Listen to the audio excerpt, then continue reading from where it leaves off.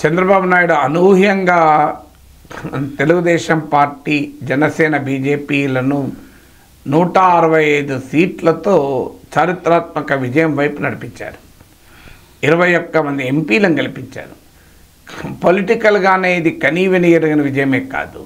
ఈ విజయంతో చంద్రబాబు నాయుడు కుటుంబానికి చెందిన హెరిటేజ్ కంపెనీ షేర్ల విలువ భారీగా పెరిగింది. మామూలుగా పెరగలేదు. మీకు మే 13 రోజు హెరిటేజ్ కంపెనీ షేర్ విలువ 363 రూపీస్, 363 రూపాయలు. ఇది మే 31కి వచ్చే వరకు, అంటే ఎగ్జిట్ పోల్స్ ఫస్ట్ నాడు జూన్ 1 వచ్చాయి, అప్పటికే 403 403 రూపాయలకు పెరిగింది. ఇక జూన్ 7 అంటే నిన్నటికి ఫ్రైడే టు ఫ్రైడే 5 ట్రేడింగ్ సెషన్స్లోనే ఇది కాస్త 662కు పెరిగింది. అంటే మామూలు జంప్ కాదు. ఎలక్షన్స్ అయ్యాక, రిజల్ట్స్ వచ్చాక ఏ స్థాయిలో హెరిటేజ్ కంపెనీ షేర్లు పెరిగినాయో మనం చూడండి. అంతకుముందు మీకు 40 రూపాయలు పెరిగింది ఎన్నికల అయిన రోజుకు, మన ఎగ్జిట్ పోల్స్ వచ్చే ముందు రోజుకు. తర్వాత ఏకంగా 403 రూపీస్ నుంచి 662 రూపీస్ పెరిగింది. అంటే గత 5 రోజుల్లోనే 403 to 662 అంటే 64% పెరిగింది. హెరిటేజ్ కంపెనీ షేర్లు 64% పెరిగింది. ఈ 5 రోజుల్లోనే చంద్రబాబు నాయుడు కుటుంబ సంపద 858 కోట్లు స్టాక్ మార్కెట్లో విలువ పెరిగింది. 858 crores. ఇది స్టాక్ మార్కెట్ విలువే, మార్కెట్ క్యాపిటలైజేషన్ అంటారు. లేదు, షేర్ విలువ తగ్గితే మళ్ళీ తగ్గుతుంది, ఫిజికల్ అసెట్ కాదు ఇది. సో 858 crores పెరిగింది. ఎందుకంటే హెరిటేజ్ కంపెనీలో 35.7% వాటా చంద్రబాబు నాయుడు కుటుంబానికి ఉంది. చంద్రబాబు నాయుడుకి ఏమీ లేదు అందులో వాటా, కానీ భువనేశ్వర్కి 24.4% ఉంది. Nara Lokesh second biggest share holder 10.8%. ఇక మిగతా కుటుంబ సభ్యులకు 1% లోపే ఉంది.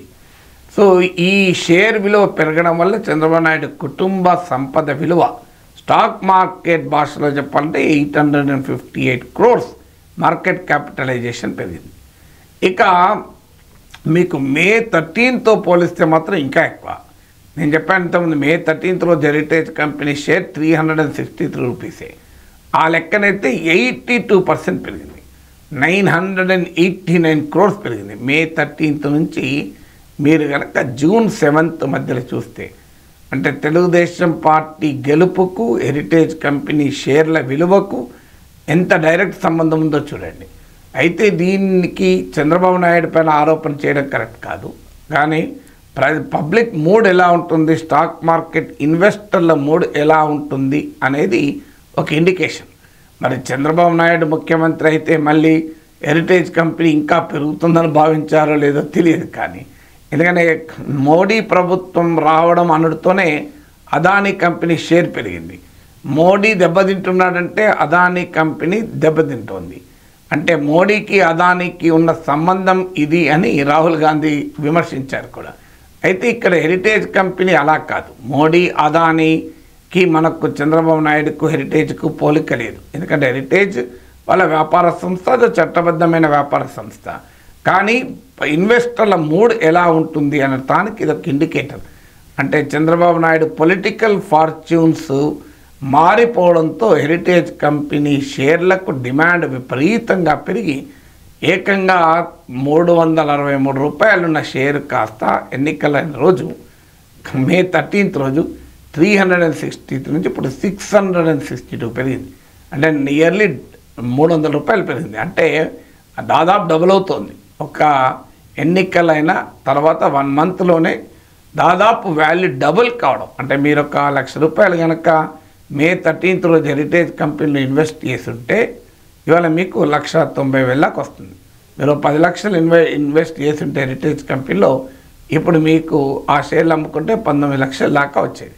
ఇంత భారీగా స్టాక్ మార్కెట్లో కదలికలు, మనం ఎన్నికల ఫలితాలకు స్టాక్ మార్కెట్ కదలికలకు ఉన్న లింక్ ఏంటి అనేది చూడాలి.